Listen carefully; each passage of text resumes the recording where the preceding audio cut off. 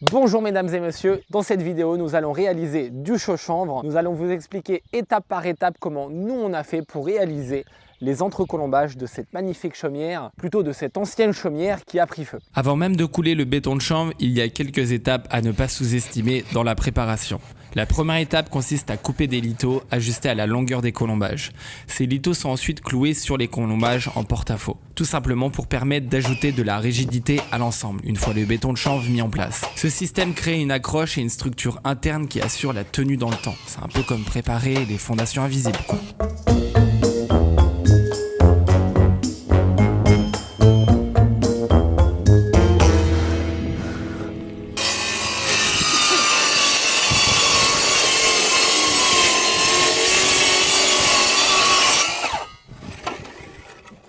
Il te faut des petits bras ou des gros bras? Il me faut des bras, oui. Ah, si tu peux la tenir comme ça là. Là! Voilà! Voilà, c'est bon. Il est sur celui qui est en diagonale. Vas-y, appuie! Là, t'es dedans, là! T'es sûr? Là! Ah! Ça va? T'es à côté! Tu m'as fait peur! Oh la vache! Quoi? Tu m'as fait peur! T'en as remis un autre.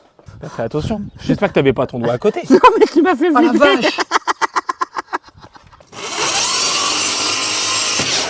Une fois tous les lithos fixés en porte-à-faux, on passe à l'étape suivante, le coffrage. C'est une phase tout aussi importante car elle va permettre de définir l'épaisseur de notre béton de chanvre. Pour cela, on est venu clouer des lithos superposés directement sur les colombages. L'objectif, c'est de créer une surépaisseur, tout simplement pour pouvoir ajouter plus de béton de chanvre, ce qui va nous permettre d'obtenir une meilleure résistance mécanique, mais aussi une meilleure isolation. Ensuite, on a découpé des planches d'OSB aux bonnes dimensions qu'on est venu visser ou clouer sur les lithos superposés. Ces planches servent de coffrage temporaire. Elles vont tout simplement retenir le béton de chanvre au moment où on verse les seaux. Sans elles, le mélange ne tiendrait pas en place. Donc tout ça, c'est notre technique. J'imagine qu'il y a plein d'autres façons de faire et nous, on vous partage notre manière de faire.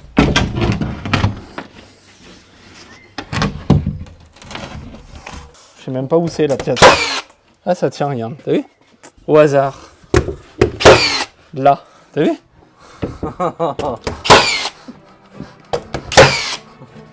Mais regarde. Ah.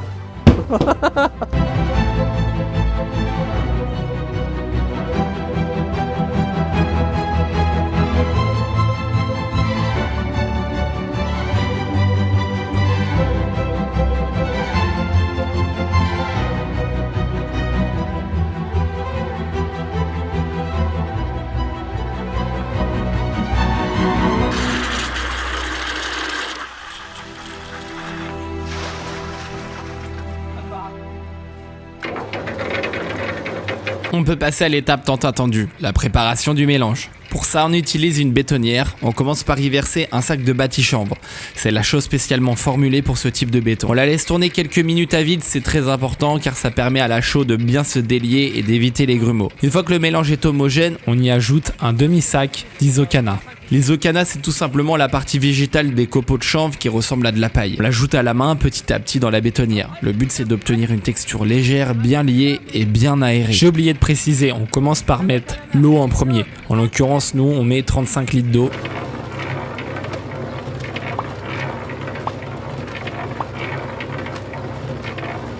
Une fois tout le mélange dans la bétonnière, on la laisse encore tourner quelques minutes. Pendant ce temps, on en profite pour enfiler nos gants. La chaux, c'est un produit naturel, certes, mais très agressif pour la peau. À l'œil, on peut déjà vérifier que la texture est homogène, ni trop sèche, ni trop liquide. Alors on peut verser le béton de chanvre directement dans les seaux. Puis on vient les vider entre les planches de coffrage qu'on a installées un peu plus tôt. Le remplissage peut commencer couche après couche.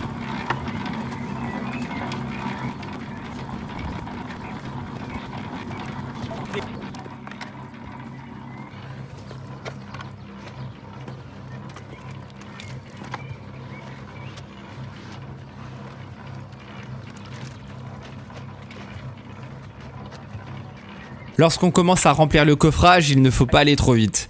L'idéal, c'est de monter par palier de 20 cm tous les 20 minutes. Parce que si on remplit trop vite, le béton de chanvre risque de se tasser de manière inégale. Et ce tassement peut entraîner des ponts thermiques ou une mauvaise performance isolante dans certaines zones du mur. Mais dans les faits, le temps de préparer le mélange suivant dans la bétonnière, de remplir les seaux, de verser, on se rend compte que ce rythme s'installe naturellement. Les 20 minutes sont passées, on trouve notre cadence et le chantier avance progressivement, couche après couche.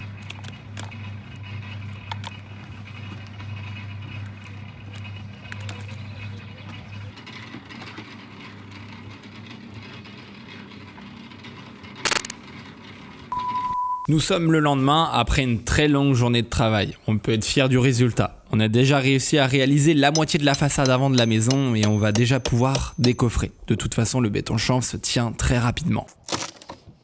T'as vu? Là, va falloir gratter par contre. Ouais, voilà, on peut le gratter là, c'est pas sec.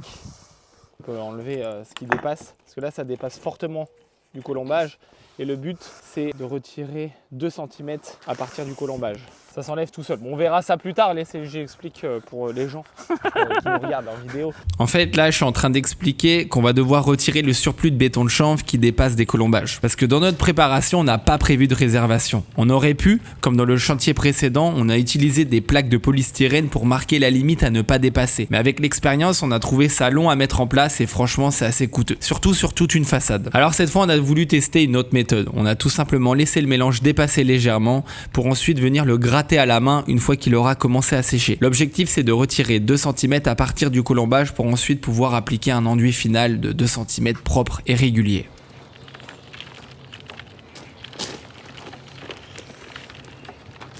Bah, il se passe que je suis en train de préparer mon chantier. Je suis en train de prendre ma réserve de sacs. Ouais.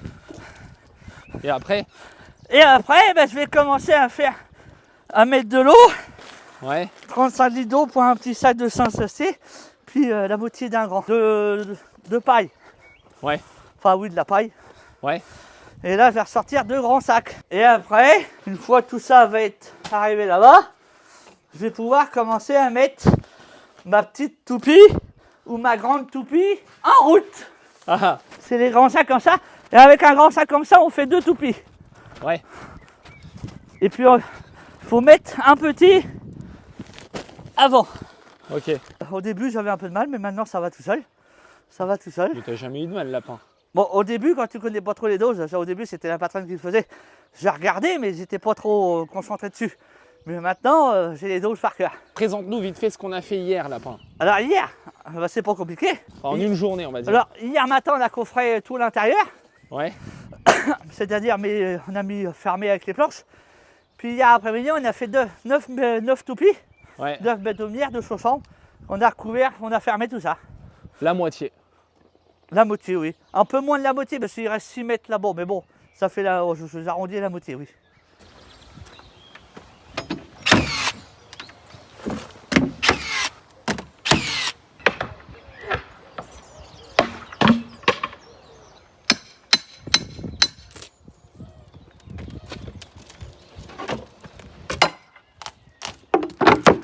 Ça a l'air de tenir.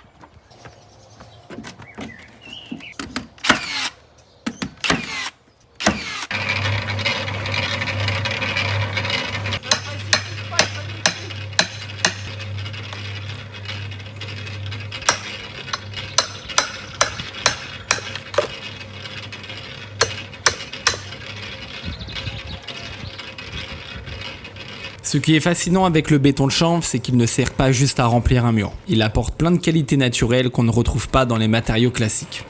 Par exemple, le béton de chanvre régule naturellement la température intérieure. Il garde la chaleur en hiver et la fraîcheur en été.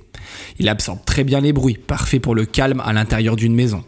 Je préfère le tasser avec les mains, je trouve ça plus pratique. Il faut bien tasser dans les coins. C'est un matériau perspirant, il laisse respirer les murs, il absorbe l'excès d'humidité et le restitue quand l'air est trop sec. Résultat, plus de condensation ni de moisissure. C'est 100% naturel et contrairement à ce qu'on pourrait croire, c'est incombustible, il ne brûle pas. La chaux encapsule le chanvre et ça rend extrêmement résistant au feu, ce qui est dans notre cas plutôt rassurant vu le passif de la maison. Avec le temps, la chaux se carbonate, elle se transforme en pierre et donc ton mur devient de plus en plus solide avec les années.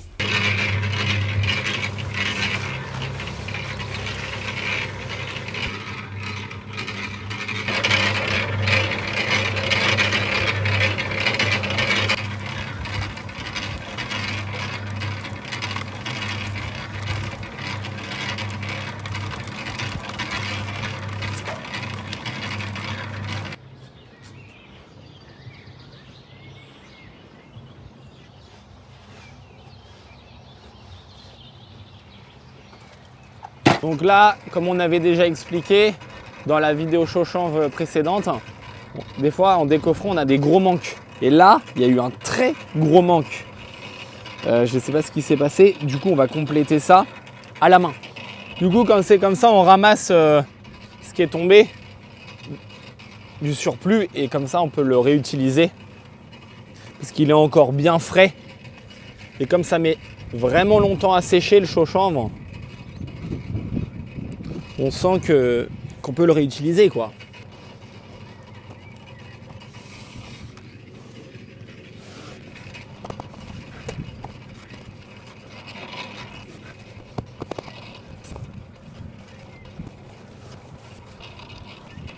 Voilà, il faut au moins 2 cm de réservation pour l'enduit. Parce que si c'est pas assez épais, ça risque de pas tenir quoi.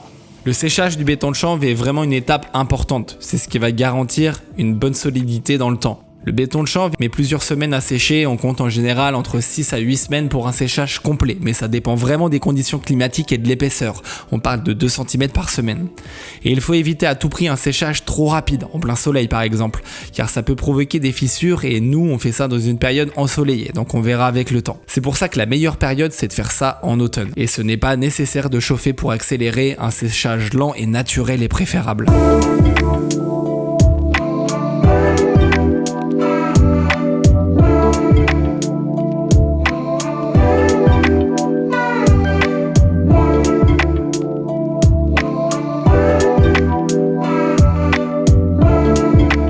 Alors lapin, 2 jours, Une journée et demie.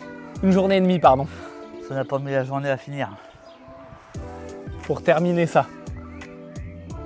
Même pas une journée et demie. Une journée parce qu'on a commencé hier après-midi puis on a fini ce midi. Une journée. Ouais, Hier mais, matin on a coffré.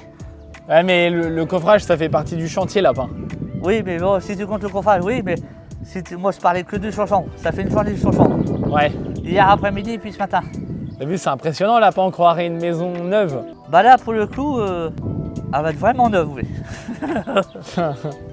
À ce stade-là, oui. Et on va pouvoir retourner à là où on en était. Oui, et ben on va pas aller trop vite en bas là. Non mais de toute façon, il faut attendre que ça sèche, donc on Oui. pourra pas remettre le placo tout de suite. Non, non, mais on est encore du chauchon, on va faire le côté.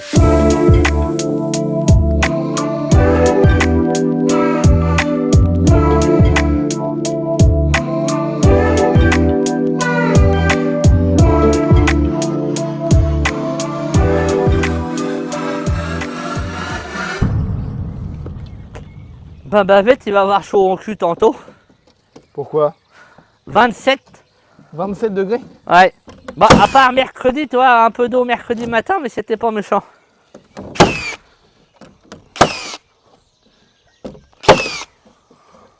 Ouais. Ce mercredi après-midi, vous avez dû avoir du beau temps. Bah oui.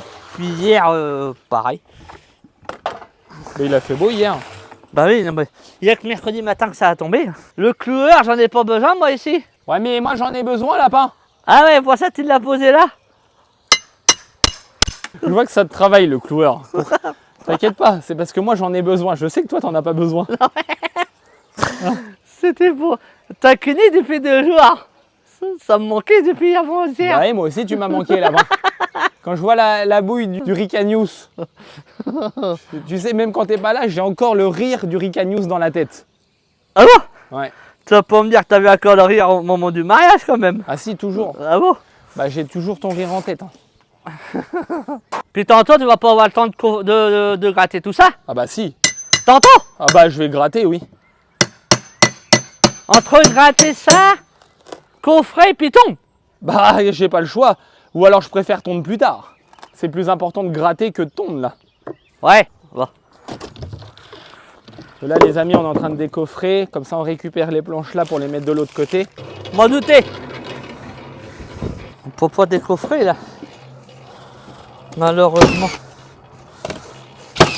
Bon, ce matin, on va en faire comme on peut. Mais demain, ça va être autre chose. Et là ça gicle et on n'a pas de lunettes. Ah, tu sais que t'en prends dans l'œil, ça te pique ça. Hein. Je m'en ai pas encore pris depuis la semaine dernière, ça va. Ouais. Et là tu m'as mis trop de flotte lapin là. J'ai pas remis d'eau, hein. Ah bon? Bah non. Vas-y. j'ai les poignets solides. Allez. Ah, c'est bon. Allez, si je me mets, j'en prends plein la gueule là. Bah sinon pose-le par terre, Vas-y, vas-y. Je vais m'en charger. Bon, je vais recouler dans la continuité ici là par contre. Là.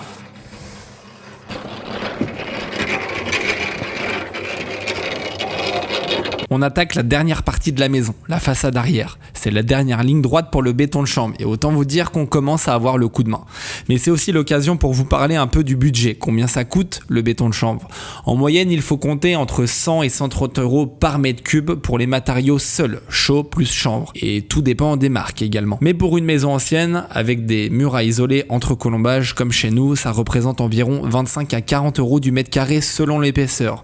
Mais si vous le faites vous-même, comme nous, vous pouvez économiser toute la main d'œuvre, ce qui représente jusqu'à 50% du coût total. Le béton de chanvre, ce n'est pas un matériau le moins cher au départ, mais c'est un vrai investissement sur le long terme. Mais très honnêtement, depuis le début, du chantier chaud chanvre au rez-de-chaussée, je sais pas du tout pour combien on en a eu. Il y a également les planches de coffrage qui coûtent, ainsi que les litos, donc si ça vous intéresse, on pourra parler du prix plus précisément un peu plus tard.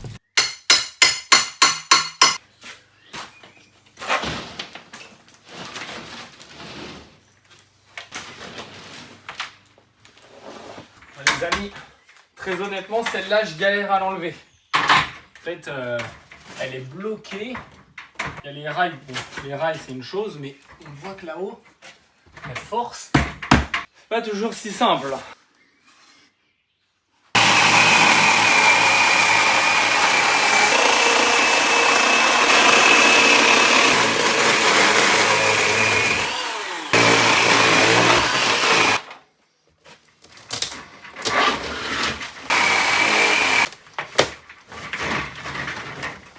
Donc les amis, voici le travail.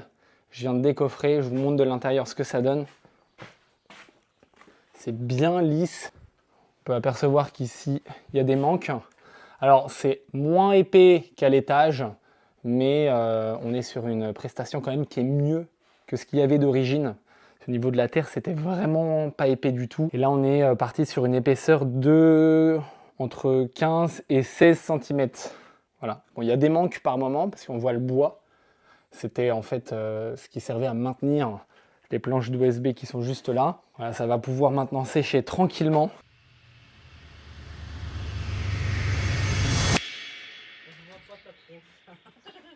On a vu passer plusieurs commentaires nous demandant pourquoi on n'avait pas aussi fait la cuisine en chaud chanvre. En fait, le colombage sur cette partie de la maison est beaucoup plus sain que dans les autres pièces. Et même si les murs sont en agglo et briques collées au ciment, ils sont étonnamment en bon état. Il n'y avait donc pas vraiment besoin de refaire tout cet espace en enduit naturel comme le chaud chanvre. On adapte nos choix en fonction de l'état réel de la maison.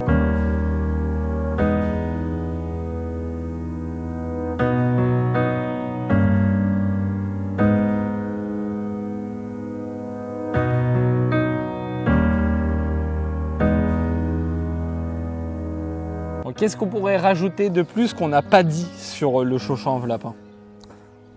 Il n'y a pas grand-chose d'autre à dire. Hein. Ouais. Ça fait pareil qu'en haut en fait. Sauf que là c'était pas en haut, c'était en bas. Vous n'avez pas d'escalier à monter, c'était principal. Bon, finalement, ça nous a fait retarder de combien de temps cette histoire? Bah j'en sais rien, t'avais compté. Enfin, c'est même pas du retard finalement, c'est juste un chantier de plus. Oui. On va pas qualifier ça comme du retard, on va qualifier ça comme quelque chose de génial. Puisque maintenant, on est sûr de ce qu'on a fait et puis Bah là oui. il n'y a rien d'autre à dire à part d'être très content du moment présent. Finalement, on ne peut que remercier cette découverte du champignon.